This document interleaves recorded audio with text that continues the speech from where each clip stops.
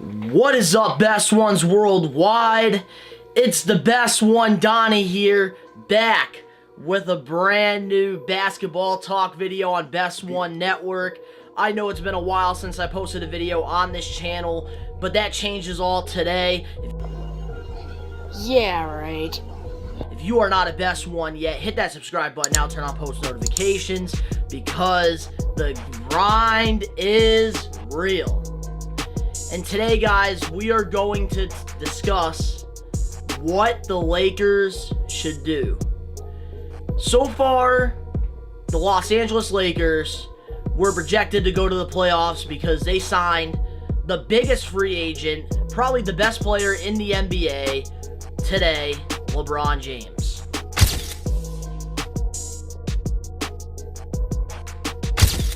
But right now in the standings, they are ranked 10th in the West, 30 and 33. And they are not in the playoff picture because in the NBA, it's the top 8 teams in the Eastern Conference and the Western Conference. No shit, Sherlock! And right now, in the West, they are even below the Sacramento Kings. And a lot of fans are shocked about this, a lot of NBA fans. The LeBron fans are surprised, the Laker fans are probably surprised, and I think all the NBA fans are surprised because you would think that a team with LeBron James, with young assets, would be going to the playoffs. But the real question is, what went wrong? In my opinion, I think what went wrong was definitely the injury bug. The Lakers did sustain a lot of injuries this season. LeBron James actually missed a lot of time with the groin injury. I think he missed out on 17 games, which LeBron never misses 17 games, okay? That is like a big impact right there because now you have to rely on Kuzma, Ingram, and you have to rely on these young guys that don't really have this experience like LeBron James, who went to the NBA Finals 8 straight times in the East. But now, another big loss with the injury bug, I think, is Lonzo Ball. A lot of people call him a bust. ESPN, all of these big networks say Lonzo's not important, but they have to realize that defense wins you games, and Lonzo Ball has been underrated on defense. The ball, two Bruins going at each other, and it's Lonzo getting the swat. What it is. The Suns have not surrendered the easy fast break points, and just as I say that, Lonzo Ball with the easy steal. 8-point Laker lead. And one dude down the middle, the pitch out to Augustine. Quick spin move into traffic. Shot clock down to 7. Vucevic. And it taken away by Ball. 3-on-3. Oh! James trailing the play. Lonzo Ball has been playing great defense this season, and there's been shown like some promise in him this season. Guys, like, Lonzo Ball is pretty good. Is he right now the best player in the 2017 draft? Absolutely not. In my opinion, I still think Jason Tatum is the best player that's in that draft. But, even you could say Kyle Kuzma is better than Lonzo, which by stats he is. But, guys, Lonzo Ball is still a really important piece to this Lakers team, and not a lot of fans realize that because they want to go by stats, which Lonzo doesn't put up the best stats. He's averaging right now 9.9 points per game, 5.3 rebounds per game, 5.4 assists per game, and 1.5 steals per game. And he's shooting 32.9% from 3, which could be a lot better, I think. Oh yeah, and field goals, 40.6%, and free throws, 41.7%, which is not good. But you guys have to understand that his defense rating is great. Lonzo has been playing great defense all season long, and he's been showing some promise on offense a little bit. Like, he's starting to hit some threes. Yes, it still needs a lot of work, but you saw some promise in him, and I think the big promise that we saw with Lonzo and LeBron duo was against the Charlotte Hornets.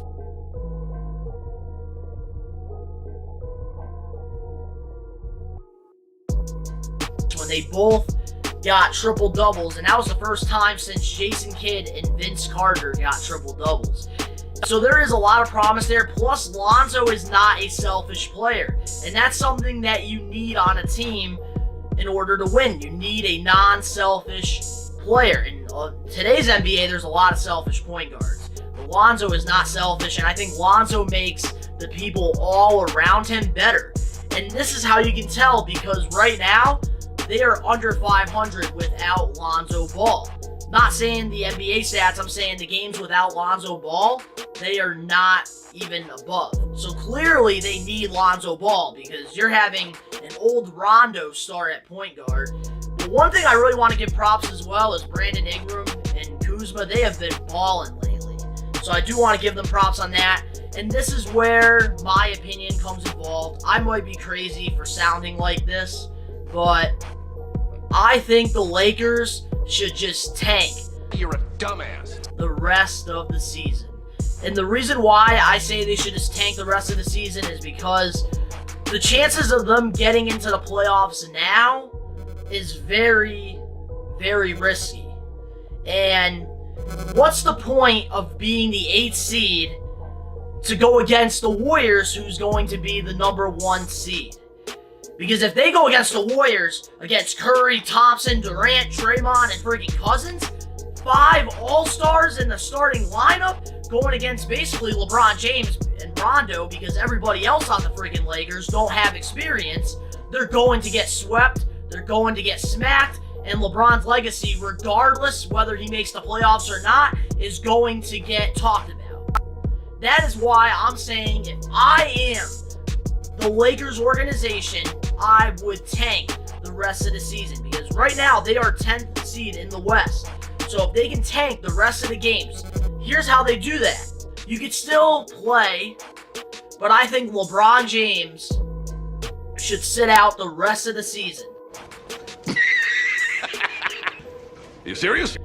I know LeBron is not the type of player to do that, but I think that this will be best for the Lakers, because not only they have salary cap, but this year they have their own draft pick, which right now in this NBA mock draft, they are going 13th, which is not bad. It's lottery, but if you can lose a couple more games within the season, I think there's like 20 games left if I'm not mistaken, they can get themselves probably to the top 10, which I think in this draft class, it is worth it. It is worth taking the chance to tank.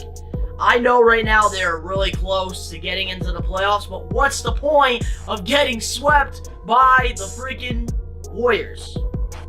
I can understand, guys, if they had a chance to go into the 7th seed, because you're going against another non-experienced team, the Denver Nuggets. I can understand that, but I think now it's too late to say that they can make the 7th seed. It's still possible. You never know what can happen, but right now, I don't know. It's looking like they're going to end up being either the 8th seed, 9th, or 10th.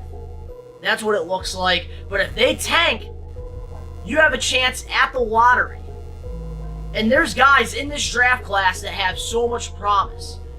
Obviously, they're not going to get the number 1 pick in Zion Williamson. That's just obvious. Okay, and I don't think Zion can play with LeBron. But they can try to get. If they can freaking start losing, they can go after R.J. Barrett.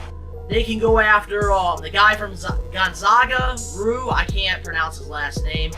Cameron Reddish, who I think would be a great fit for this team, because I think the Lakers, what they really need, guys, is a shooter.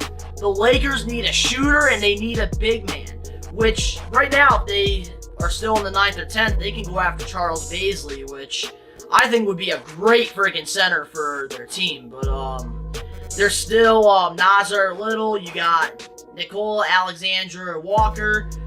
You have a lot of promise in this draft class, and there's going to be sleepers. They can go even and go after Bobo, which I think Bobo would be a great fit for the team. But Jalen McDaniels, you got Jonte Porter, Naz Reid, Trey Jones. You have a lot of promising freaking players in this draft class. It's not going to be a stacked class, but I do think that if they can get themselves even closer to the #1 pick by tanking the rest of the season, they can really make some noise next season. Because not only they can get someone that's very promising, that has potential to build with the young core they already have, but they have salary in free agency as well. So might as well just wait till next season. Build, make this Lakers team stronger, because clearly this team is not strong enough. If they were strong enough, they would be in the playoffs right now. But right now in the playoffs, the Sacramento Kings, who haven't been good for a while, are actually doing better than the Lakers. And the Nuggets, who haven't made the playoffs in years, are freaking dominating the West, which I think I'm going to make a video on the Nuggets later in the week, because they are a really inspiring story. But I'm telling you, the Lakers need to tank if they want to build this team even stronger next season, because they still have cap space, which is great. Go after a big free agent, which I think would be great. If they can get Klay Thompson, or if they can use these young assets, because they can get a good draft pick, and they can even convince the friggin' Pelicans to trade Anthony Davis to them. Because maybe they want this pick, and it could end up being number 6, 7, or 8 if they tank. So they can put this pick, they can put Ingram, Kuzma, whoever they want, future picks for Anthony Davis, and I'm sure they can probably keep Lonzo in the long run as well. So then they can have Lonzo, LeBron, Anthony Davis, and then probably Klay Thompson, because Klay Thompson already said that if LeBron James and if Anthony Davis goes to LA, then he wants to go to LA because he wants the max contract by the Warriors. Which, in my opinion, the Warriors are going to have to pick between Klay Thompson or Kevin Durant and Cousins this free agency, because they are definitely not going to be able to keep all 5 of them. But in my opinion, I really think if LeBron James sits out the rest of the season, they might as well just tank, because we don't know when Lonzo Ball is coming back. And I think when Lonzo comes back, that is going to be what makes the Lakers start winning. Just say, I told you so. And go into the playoffs, because I don't see LeBron not making the playoffs. It's just realistic. I think the Lakers will still make the 8th seed. It's going to be hard, but they did beat the Rockets, okay? They can do it. But I really think it is all going to really rely now on when Lonzo Ball is going to come back. Because how the hell do you lose to the Phoenix Suns? That's what I want to know. How the hell do you lose to the Phoenix Suns? Okay, all they have is Devin Booker and not Sun. Wow, I'm already thinking about the draft next year. No, I think they have DeAndre Ayton and Devin Booker. That's all they have. I don't know how they lost.